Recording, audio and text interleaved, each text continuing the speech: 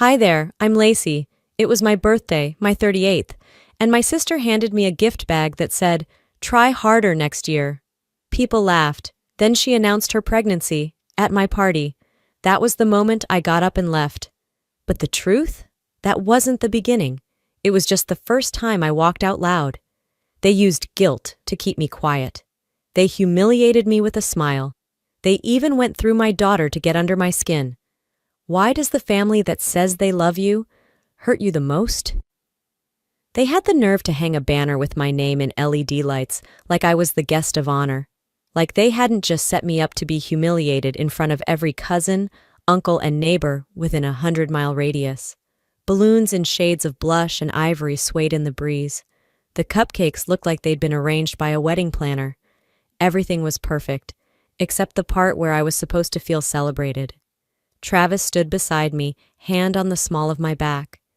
Junie skipped ahead, clutching her homemade card in both hands like it was sacred. Her glitter shoes sparkled under the late afternoon sun. Jody greeted us with that overly bright grin she uses when she's about to pull something. "There she is, birthday girl," she trilled, voice a little too loud. Our mom hovered behind her, already sipping wine and avoiding my eyes. I knew something was off the moment Jody grabbed the microphone. "Let's give my baby sister the gift she deserves," she beamed, dragging out every syllable. A plain white paper bag was handed to me. No ribbon, no wrapping, just a yellow sticky note slapped on crooked. "Try harder next year." The laughter started immediately, some awkward chuckles, a few gasps, but Jody laughed first. Too loud, too long. Inside the bag? A broken lip balm, half-used mints in a crumpled hotel wrapper, and a receipt to a dollar store. No card, no note, no effort. I didn't say a word, just looked at Junie, whose smile had faltered. She held up her glittery card to me like it might undo what had just happened. Before I could even process what the hell was going on, Jody grabbed the mic again. "Oh, before I forget, we're having a baby, number 3. She clutched her stomach dramatically. "Surprise!" The cheers were instant. Mom rushed to hug her. Someone popped a confetti cannon. One of Jody's boys ran to the LED sign and flipped it. It now read, "Auntie again." That's when I knew. This party was never for me. I turned to Junie. "You ready for real cake?" I whispered. She nodded, eyes wide and silent. Travis was already reaching for the car keys. We left our plates untouched, walked out the side gate without a word. No one stopped us. No one called after us. The music swelled behind us, upbeat and artificial, but something cracked open inside me. By the time we pulled into the driveway, the sun had dipped behind the trees, leaving streaks of burnt orange fading into gray. Junie unbuckled herself in silence, still hugging that glittery card like it might undo the humiliation neither of us could voice yet. She walked ahead, letting the screen door creak shut behind her. Inside, the quiet was louder than the party music we'd left behind. Travis placed the card I'd made for my mother on the kitchen counter, wrapped in soft floral paper, tied with lavender ribbon. I'd spent hours crafting it. Photos of us through the years, a handwritten note about the time she nursed me through mono. A memory book. She never opened it. "She won't even look at it," I said softly, my eyes stuck on that untouched ribbon. Travis didn't answer. He just pulled me in, held me like he knew saying anything would cheapen it. Earlier that day, while Junie was busy drawing stars on her birthday cards for her cousins, I had carefully taped down the last photo in that journal. I wanted it to be something Mom would actually keep, something she'd reread when she missed me. I even wrote, "You raised me stronger than you think." Turns out, she didn't want strength. She wanted a replica of Jody. At the party, when I handed her the gift, she blinked twice and said, "Oh, I'll open it later." Her voice was thin, distant. Mom barely finished her sentence before Jody swooped in with a perfectly wrapped electronics box. "Something useful, not sentimental," she laughed. Mom's face lit up like someone flipped a switch. "Oh my God, is this the new health tracker? Jojo, how do you always know exactly what I need?" Everyone clapped. I was still holding the shredded wrapping from my gift. Now, standing in my kitchen, I opened the drawer beside the fridge and slid the unopened card inside, behind old coupons and expired batteries. Maybe I'd mail it to myself someday. Travis handed me a glass of wine and said nothing. That's what I loved about him. He never filled silence just to feel useful. I took a sip, let the burn settle. She sees Jody as the daughter she wished she had, I whispered. He leaned against the counter, arms crossed. Maybe it's time you stop trying to become what she wants and start being who Junie already sees. That hit harder than anything at the party. My lips trembled. I took another sip. I think I'm done pretending this family works. We heard small footsteps padding down the hallway. Junie appeared, holding the birthday card she'd made for me, pink crayon hearts and stick figures. She looked up. Mom, do you think Aunt Jody meant it, that you should try harder next year? I bent down to her level. No, sweetheart. Some people forget how to be kind. She nodded slowly, then offered her card like a peace offering. I think yours was the prettiest one. I kissed her forehead. That's because it came from someone who actually meant it. After Junie went to bed, I curled up on the couch with a blanket I wasn't cold enough to need. Travis kissed my forehead, whispered he'd be upstairs, and left me in the kind of silence that hums when your brain won't stop. I picked up my phone, not because I wanted to scroll, just to distract my hands. Muscle memory opened Instagram. That's when I saw it. My cousin Molly had posted a slideshow. White and gold decorations, long banquet tables under string lights, a 3-tier cake shaped like intertwined rings. Her caption? 50 years of love, couldn't imagine better parents. Cheers to the best night ever. I stared. My chest tightened. I hadn't been invited. I hadn't even known it happened. They threw a 50th anniversary party for my parents. Big, flashy, catered. And I wasn't even told. Not a text. Not a lie to cover it. Just nothing. My thumb hovered over the comment section. Should I pretend I didn't see it? Should I like the post to keep the peace? My heart beat against my ribs like it wanted out. I opened my messages, typed, me. I didn't know about the anniversary party. Read. No reply. 20 minutes later, Mom. We didn't think you'd want to come. You've been distant. Distant? After they watched my sister mock me in front of my child and said nothing? I had been quiet, not distant. There's a difference. I set the phone down and let my head fall back. The ceiling spun a little. I closed my eyes, and like it always does, memory came rushing in. I was 10. I'd gotten the lead in our school play. Weeks of rehearsal. I made my own poster, colored every star. Opening night came, and I scanned every row, holding my breath. Empty seats where my parents were supposed to be. Afterward, Mom said, Jody had volleyball tryouts. You understand, right? And I did. Or I said I did. I always did. Because being the easy one was the only way I knew to get any scraps of attention. Back in the present, I opened the bottom drawer of the side table. Inside was a folder labeled Family. I hadn't touched it in a while, but it was there. Screenshots, emails, a birthday message from 2 years ago that just read, Happy birthday. No punctuation, no name. A printed message where Mom called Jody, our rock, our pride. The same year she told me, You're hard to read. I flipped through the pages. One by one, they whispered the same thing. You've never been chosen. Not for holidays, not for birthdays, not even as a daughter worth remembering. By the time Saturday morning arrived, I had almost convinced myself the past week hadn't chipped at me as badly as it did. Then my phone rang. Mom. Jody's babysitter canceled last minute, she began without greeting. Can you pick up the boys from soccer and keep them a few hours? I blinked. Why can't you? My back's flaring again, and you're the most dependable. That word, dependable, landed like a backhanded compliment. I agreed, like always. And I hated that about myself. 2 hours later, I was pulling up to my parents' house with Jody's boys in the back seat, talking about juice boxes and video games like nothing was off, like their mom hadn't turned my birthday into a punchline 7 days earlier. At the barbecue, no one thanked me for picking them up. Not Jody, not Mom. The boys ran off, and I was left holding a half-empty sports bottle and a wrinkled jacket like the help who showed up early. The lawn buzzed with conversation. Folding tables groaned with potato salad and ribs. Uncle Rick called out across the yard, Still doing that online gig, Lacey? Before I could respond, Jody chimed in. She edits company emails, internal stuff. It's cute. Mom laughed. Well, at least it keeps her busy. My face flushed. I stared at my plate, untouched. Last week, I presented a full pitch deck to the board and secured an extra $15,000 in departmental funding. But sure, let's talk about how I'm kept busy. I glanced at Travis, who sat beside me chewing slower than usual. He didn't say anything, but his jaw was tight. He always knew when I was clenching words between my teeth.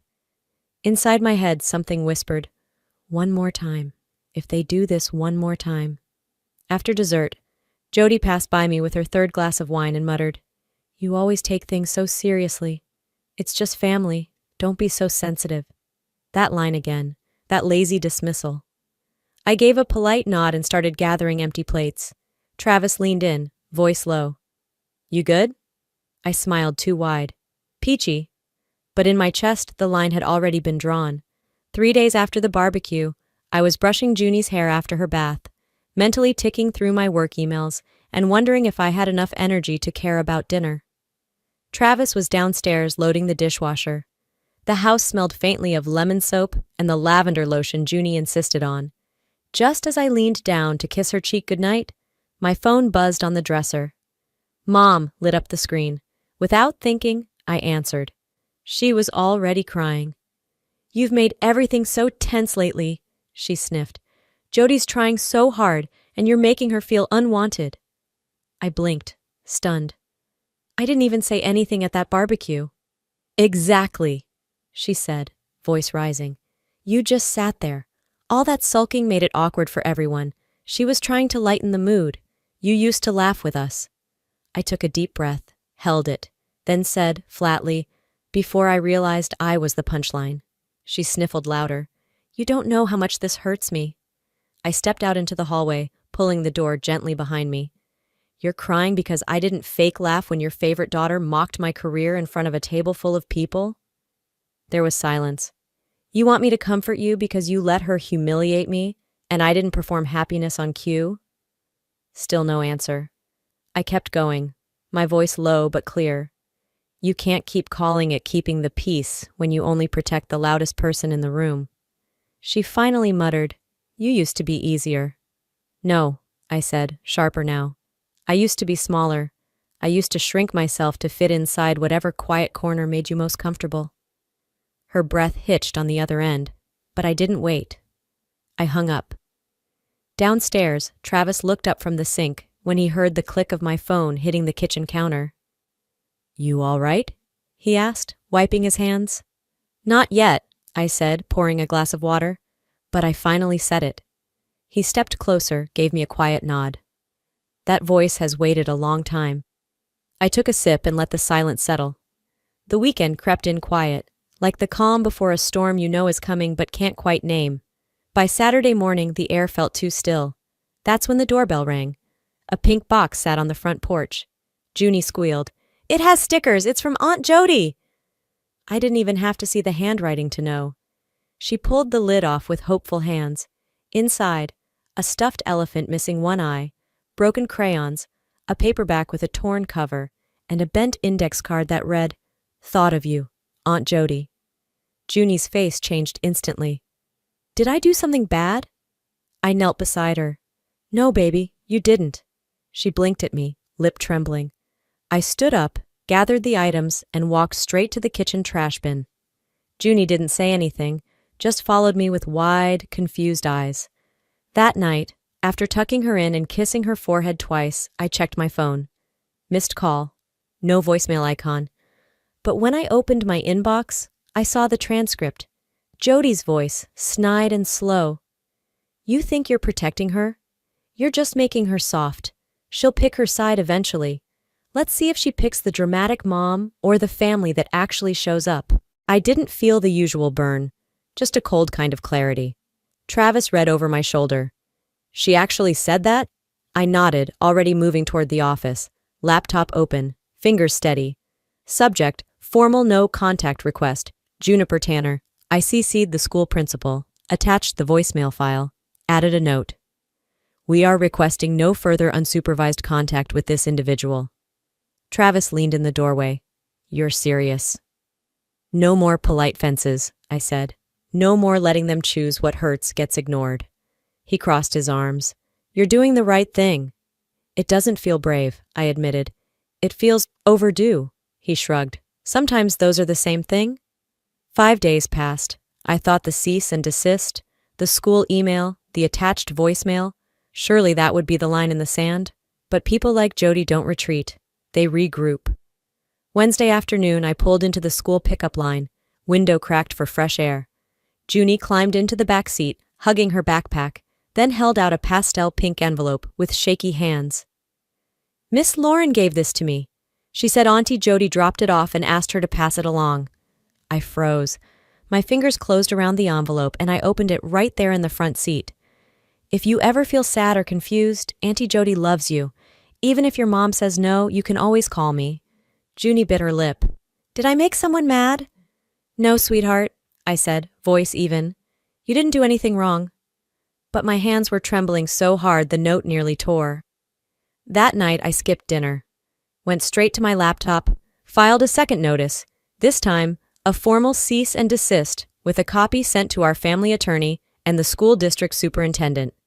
This isn't family anymore, I told Travis. This is sabotage.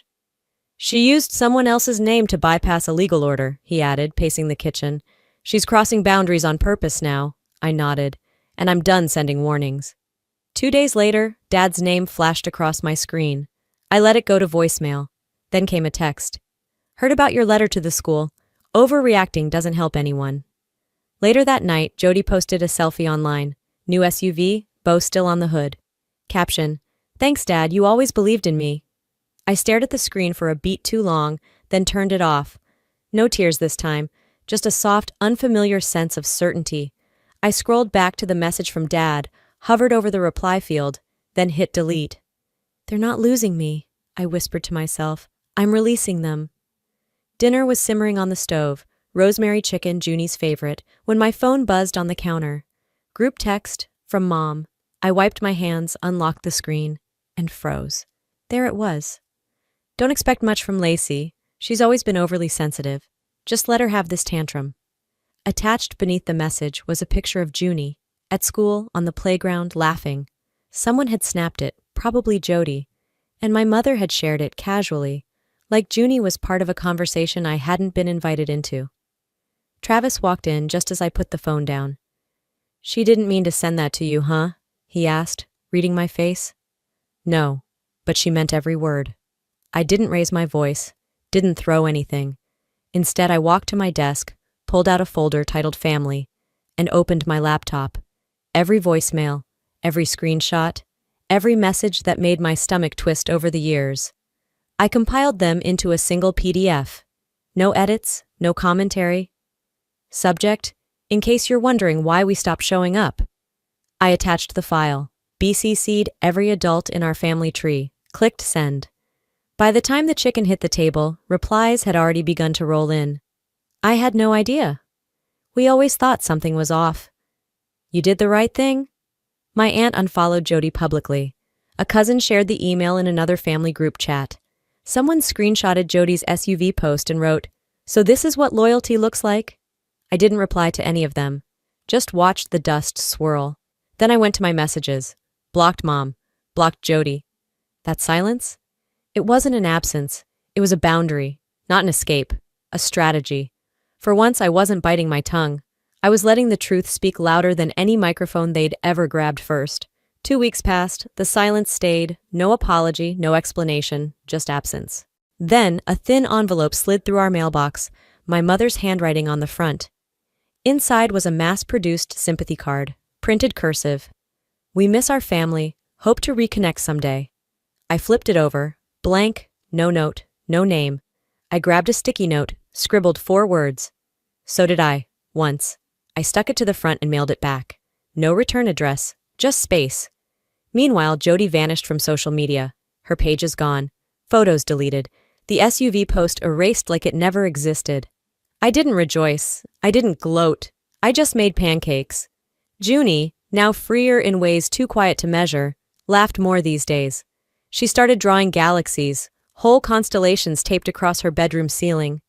They don't buzz in my chest anymore, she told me one night as I tucked her in. Buzz? You know, that feeling when people act nice, but it's really sharp underneath. I kissed her cheek. That feeling has a name, and you're allowed to leave it behind. One Saturday morning, I got an email from a parent at her school. Hey, Lacey, would Junie like to come to Ava's birthday party? She and my daughter talk about stars all day. I smiled, replied yes. Normal. It felt normal. At family day at school, Junie chose me. Each kid painted a picture of what family means. Hers? A swirl of soft pinks and blues, a small figure holding an umbrella under a sky of stars. In the corner, her caption read, "Safe is better than big." I didn't cry in front of her. I just squeezed her hand. That night, I opened my laptop to check work email. One unread message, no subject line. It was from Jody. Are you happy now? You won? I hovered over it, then clicked delete. No reply, no need. Because I didn't win, I walked away. And finally, I never looked back. Some people inherit furniture, some people inherit silence. I turned mine into a boundary. And finally, peace had room to breathe. Sometimes walking away isn't weakness, it's wisdom. And silence? It's not always surrender.